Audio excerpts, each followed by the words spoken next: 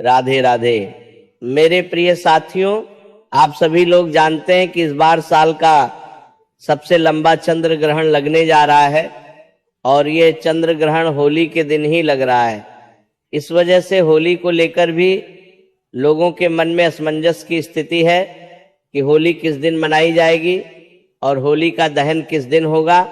साथियों, इसी के साथ में साल का पहला चंद्र ग्रहण हमारे भारत में दिखाई देने वाला है।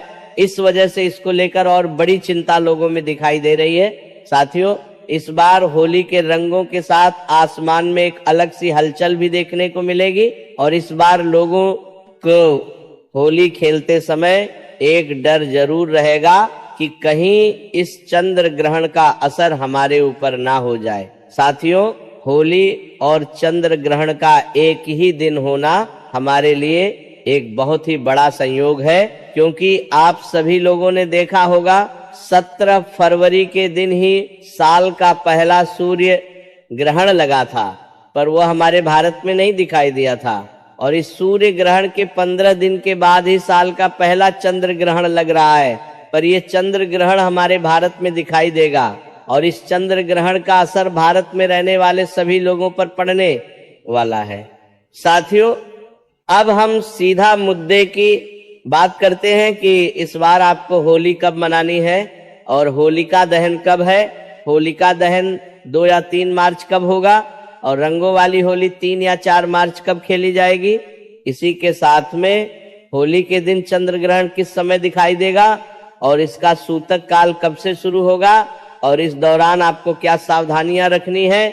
वीडियो शुरू करने से पहले आपसे एक निवेदन करेंगे कि अपने सारे काम को छोड़कर सिर्फ 5 मिनट इस पूरी जानकारी को सुन ले, ताकि आप इस बार होली अच्छे से मना पाए और चंद्र ग्रहण का आपके ऊपर कोई असर भी ना हो। साथियों, सबसे पहले होली का पर्व फाल्गुन मास की पूर्णिमा तिथि के दिन मनाया जाता है और इस बार ये पूर्णिमा तिथि 2 मार्च की शाम से शुरू होकर 3 मार्च की शाम तक रहेगी और यहीं पर सबसे बड़ा कंफ्यूजन होता है। आमतौर पर हम लोग जिस दिन पूर्णिमा की शाम होती है उस दिन होलिका दहन करते हैं और पूर्णिमा की सुबह में रंगों वाली होली खेलते हैं। वहीं साथियों, 3 मार्च की शाम को ही चंद्र ग्रहण लग रहा है और हमारे नियम में साफ साफ बताया गया है कि चंद्र ग्रहण या सूतक काल में किसी भी प्रकार का शुभ या मांगलिक कार्य और अग्नि प्रज्वलित करना अच्छा नहीं माना जाता है। साथियों, ग्रहण के समय किया गया होलिका दहन शुभ फल नहीं देता है बल्कि अशुभ फल देता है। साथियों, अब प्रश्न यही आता है कि होलिका दहन कब किया जाए। तो हमारे शास्त्रों के अनुसार 3 मार्च को चंद्र ग्रहण है। इस वजह से आपको इस बार होलिका दहन 2 मार्च 2026 के दिन रात्रि में करना है। पर 2 मार्च को भी होलिका दहन में एक बहुत बड़ी बाधा है और वह बाधा है भद्रा काल, क्योंकि 2 मार्च को शाम होते ही भद्रा लग जाएगी और भद्रा काल वही समय होता है जो किसी भी शुभ या मांगलिक कार्य के लिए अच्छा नहीं माना जाता है। इसीलिए होलिका दहन का सबसे शुभ मुहूर्त 2 मार्च को देर रात 12:50 से लेकर देर रात 2:02 तक रहेगा। देखा जाए तो ये समय 3 मार्च की रात्रि का होगा। इसीलिए समय का ध्यान रखें। यह 1 घंटे 12 मिनट का वह समय रहेगा जब भद्रा काल समाप्त हो चुकी होगी। साथियों, अब हम जानते हैं कि रंगों वाली होली कब खेली जाएगी। उससे पहले हमें चंद्र ग्रहण का समय जानना बहुत जरूरी है।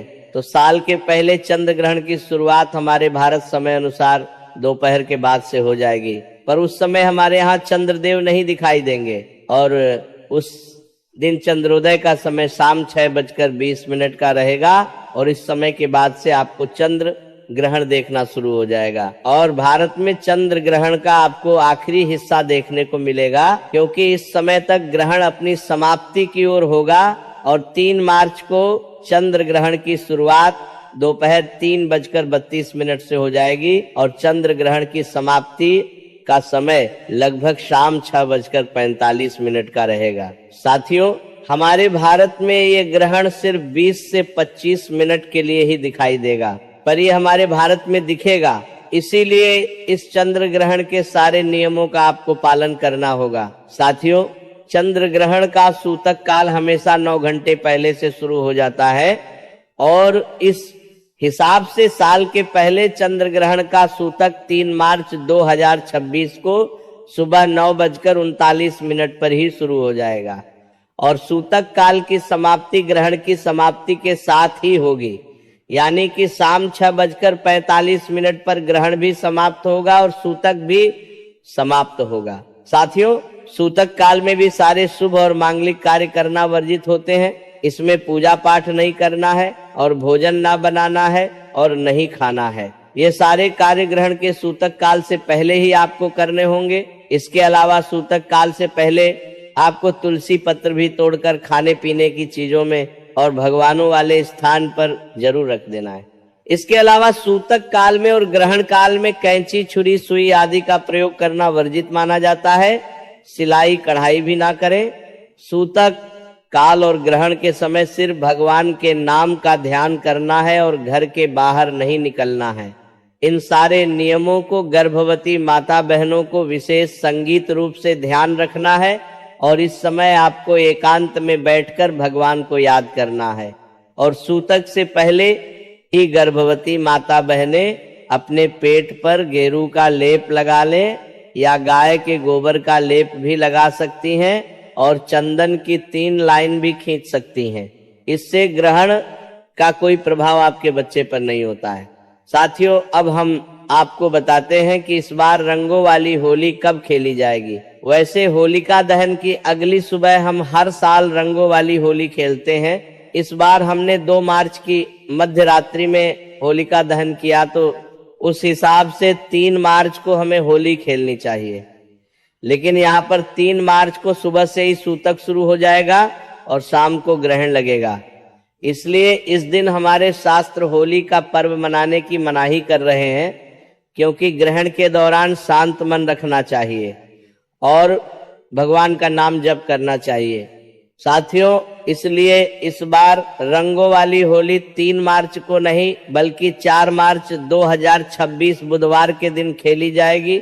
इस दिन ग्रहण भी समाप्त हो चुका होगा और पूर्णिमा तिथि भी समाप्त हो चुकी होगी और चैत्र महीने की शुरुआत हो चुकी होगी। इसीलिए इस बार पूरे भारत में 4 मार्च को ही रंगों वाली होली खेली जाएगी। साथियों, अब हम जानते हैं कि यह चंद्र ग्रहण कहाँ कहाँ दिखाई देगा। यह चंद्र ग्रहण मुख्य रूप से एशिया, ऑस्ट्रेलिया, अमेरिका और प्रशांत महासागर के क्षेत्र में दिखाई देगा। ज्योतिष के अनुसार यह चंद्र ग्रहण सिंह राशि और पूर्वा फाल्गुनी नक्षत्र में लग रहा है, यानी कि जिन लोगों की सिंह राशि है उन्हें इस ग्रहण के दौरान थोड़ा संभल कर रहना होगा। साथियों, अब 3 मार्च को जैसे ही चंद्र ग्रहण की समाप्ति होगी तो उसके बाद आपको कुछ नियमों का पालन जरूर करना है। जैसे सबसे पहले गंगा जल मिले जल से स्नान करना है और अपने पूरे घर में गंगा जल छिड़कना है। घर में नमक का पोछा लगाएं और जो कपड़े पहने हैं उन्हें दोबारा ना पहने। साथियों, इसी के साथ में अगर आप लोगों को होलिका दहन की राख से कोई उपाय करना है या प्रसाद लेना है तो उस जगह पर आप 3 मार्च को ग्रहण के सूतक काल से पहले होली की राख को उठाकर ला सकते हैं और प्रसाद भी ग्रहण कर सकते हैं। साथियों, चंद्र ग्रहण के दौरान भगवान के नाम का जप करने से हमें कई गुना बढ़कर फल मिलता है और चंद्र ग्रहण की समाप्ति के बाद ऐसा नियम है कि दान पुण्य करने से हमारे ऊपर चंद्र ग्रहण का कोई असर नहीं होता है और हमें इस दान पुण्य का कई गुना बढ़कर फल मिलता है। इसीलिए ग्रहण की समाप्ति के बाद दान पुण्य जरूर करें।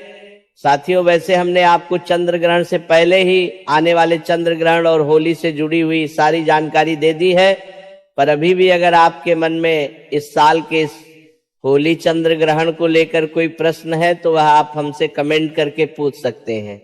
आप ये वीडियो कहाँ से देख रहे हैं हमें जरूर बताएं। राधे राधे मेरे प्रिय साथियों।